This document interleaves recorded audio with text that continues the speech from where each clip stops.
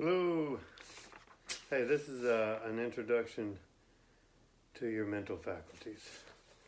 This is a writing I did hoping to reach younger people. Really was hoping for 9 or 10-year-old, but it may be a little advanced reading for a 9-year-old or 10-year-old, but listening should be fine. I wanted anyone from 9 to 90 to be able to understand this material. So, without further ado, here's the reading. An Introduction to Your Mental Faculties by Andrew Yurkow. Let's unlock the superpower of your mind. You already have an amazing mind. This writing should help you understand the faculties or tools by which it operates. This will allow you to have increased control over your thoughts, beliefs, and thought patterns. Thinking is extremely important because thought is the most powerful force known to man. These faculties are what separate humans from all other animals. You probably already know what your senses are. Your body has the ability to hear, see, taste, touch, and smell. These are the faculties of your body. You use these to navigate through 3 dimensions, or the physical Newtonian world. I would like to add here that animals have the same senses. Animals have the same senses as human beings. They do not all have the same mental faculties. Your mind also has faculties: reasoning, perspective, memory, will, intuition, and imagination. This writing will help you become more aware and understand your mind and how it works. You will be able to use your mind to improve your life on a daily basis. Furthermore, the more you use your mental faculties on purpose, the stronger and more powerful they become. Become the master of your mind to unlock its superpower and infinite potential. Chapter 1, Your Memory. Let's start with your mental faculty of memory. I am hopeful that you will remember the information in this writing. Odd association and images can help us remember things, so I will display your mental faculties like this to increase the chance of retaining the memory. And I've listed them out with the first letter being capital: reason, perspective, memory, will, intuition, and imagination. RPMWII. I would like you to remember your mental faculties by the first letter of each word. RPM, we. We can choose what we remember, and we can choose what to forget. A memory can change your vibration and mood in a positive or negative way. When you challenge your memory every day on purpose, it will get stronger. Plenty of professions require people to memorize vast amounts of information.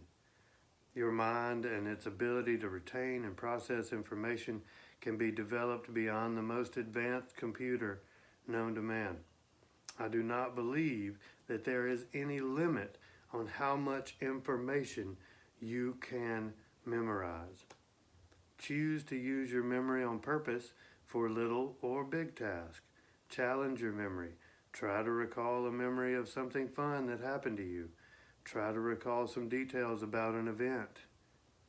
When sad, change your mood by recalling a happy memory.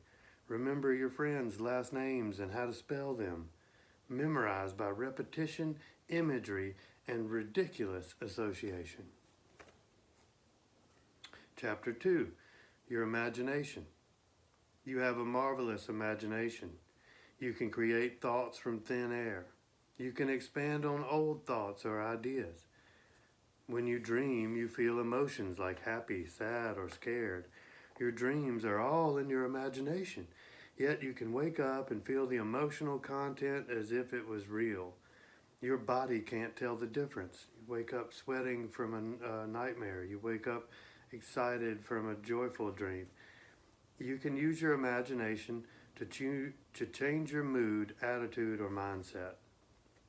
When you can imagine yourself winning or getting the trophy, you increase your chances of that actually happening. Use your imagination every day. Use your imagination to image a new future that you desire. Everything that exists in our world that's man-made began as a thought in someone's imagination.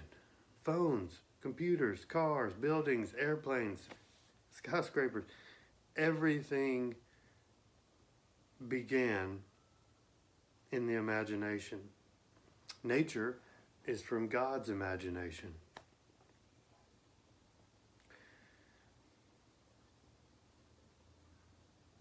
Someone dreamed up these items in their imagination. Someone imagined these inventions in their imagination. Then they were bold enough to take action towards making the idea into a physical reality.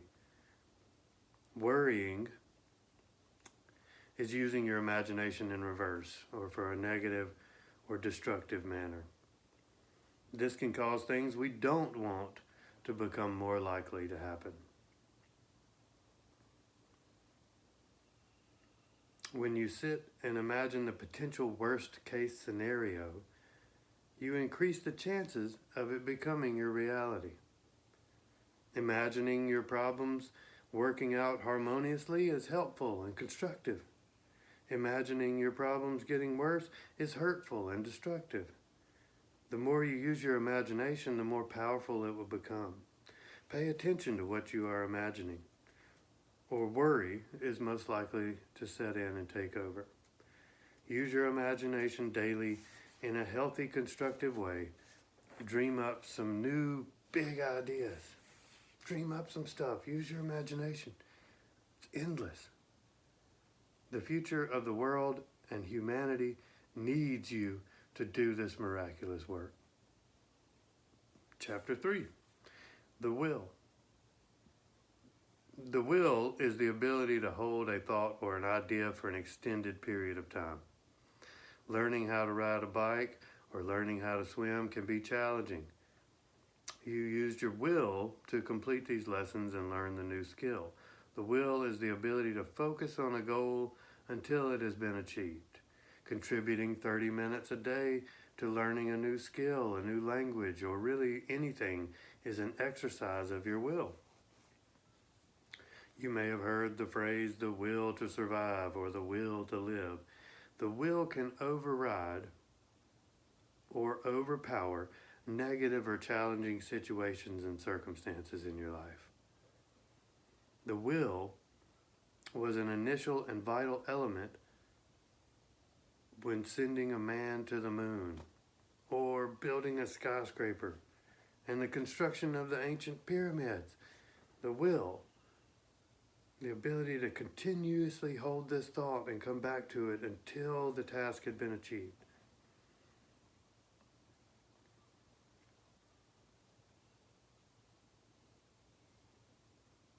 Someone had a dream or a vision using their imagination. They applied their will to continue to learn and take action to do the things that it took to bring it into a reality. Thought is the most powerful force known to man. Decide on a goal, then apply your will. Decide to overcome a challenge, then apply your will. Decide on a dream or a vision you would like to see come to pass, then apply your will. Your will and insisting on staying on task will urge you to take actions. Your will can urge you to learn something new. Sometimes the action is learning something new in order to complete your task. Begin to recognize where and when you have used your will in the past. Begin to use it on purpose to guide or direct and focus your efforts. Chapter 4, perspective. When you change how you look at something, what you look at changes. That's a quote. I can't can't remember who said it at the moment. Maybe as a man thinketh. I'm not sure. Perspective is your particular and unique point of view. It's the way you see things, both in your mind and in your vision. The word mom is actually the word wow if you are looking at the page from the opposite side, adjacent to it. Going to the other side of the desk to look at the page from a different side is using your perspective on purpose. It may be difficult to believe that during an argument it is possible that both people can be right. It's possible to be having an argument and both people be right. One person saying mom, the other person on the other side of the table saying wow. They're both right. Sounds crazy, right? One person saying mom and the other insisting wow. It all depends on perspective. When holding a coin up, heads or tails depends on which side you're looking at. This applies to everything though. When you give someone a $20 bill, you can look at it with a perspective of, I just lost $20. Or you could look at it as an act of giving and kindness from your heart and expect to be blessed in your future. One way you expect to suffer a loss, and one way you expect a blessing. You can look at an investment in the person that needs. You can look at it as an investment in the person that needs it. I'm not losing $20. I'm investing $20 in you. When you give out of kindness and get joy from being helpful, universal intelligence, all the power that is, will make sure you always have something to give. If you get joy from giving, you'll always have something to give, so you can be joyful. When you give begrudgingly and expect to not have enough for yourself as a result of giving, the opposite of joy and kindness is evoked. Giving a gift can be looked at with many different perspectives, and you need to know it changes the outcome of the gift. This is true with everything and anything we ever do or think. Use your perspective on purpose to understand your friends and family better. Think about things from the way they experience them. Use your perspective to gain a better understanding of how the thought you attach to your gift plays a role in its effectiveness and your future as well. It's true what they say about gifts. It's the thought that counts. A man that only has $100 and a man that has $1 million both give $20 to a charity. Who gave more? They both gave the same amount. However, the generosity to give it is not equal. The man that had less gave a bigger gift because of perspective. You have to use your perspective to conceive of this equation. Use your perspective on purpose. Commit the experience-based knowledge to your memory. This is the beginning of true understanding and wisdom, using your perspective. Your perspective is unique to only you. You and your friends can all look up at the same clouds and all see different shapes. The same is true with great works of art and reading a wonderful book. We all get something different. We all see something different. We all understand something different from the same material. Try using your perspective in an area you've never used it before. Understanding an employee, understanding your boss, understanding your client, understanding your family. A judgmental belief you have, or try using your perspective on a judgmental belief or something you disagree with someone about, or something you disagree on and you're certain that you're right. Think about it. Use your perspective. Make sure you're not just holding on to your opinion. Use your mental faculty of perspective on purpose so it can strengthen and serve you. Chapter 5, Reasoning. You have the ability to reason. The basic level of thought process and pattern of inner dialogue goes a little something like this. I shouldn't touch the stove right now. What reason do I have to not touch the stove right now? Well, the light is on and I can physically feel heat coming from the stove. I can also smell something cooking. The last time all of those elements were happening, I burned my hand when I touched the pan. It hurt for a week. Yeah, your mind says, okay, that's a pretty good reason. Yeah. The crust on the bread is exactly the same as the bread on the inside of the loaf. The outside of the bread has just been exposed to more direct heat. This causes it to change color and the texture, but not in nutritional value. So it's a myth that the crust of the bread has more nutritional value. I'm so sorry. It's a myth. But it is exactly the same. There's no difference in it other than the texture. Use your reasoning to myth bust things you have come to believe. A belief, now this is really important, this is significant, because most people don't know where they got their beliefs, or how to form a belief, or what a belief is. A belief is simply a thought or idea you have accepted to be the truth. Most commonly, beliefs are formed by repetition or being told an idea or thought by someone you respect and trust. Use your reasoning to examine your beliefs. Examine the reasons you do things that you do. Make sure your reasons are legitimate and sound. Going around taking actions based on poor reasoning will not serve you very well. Make sure you have a good reason for everything you do. Make sure you have a good reason for everything you think.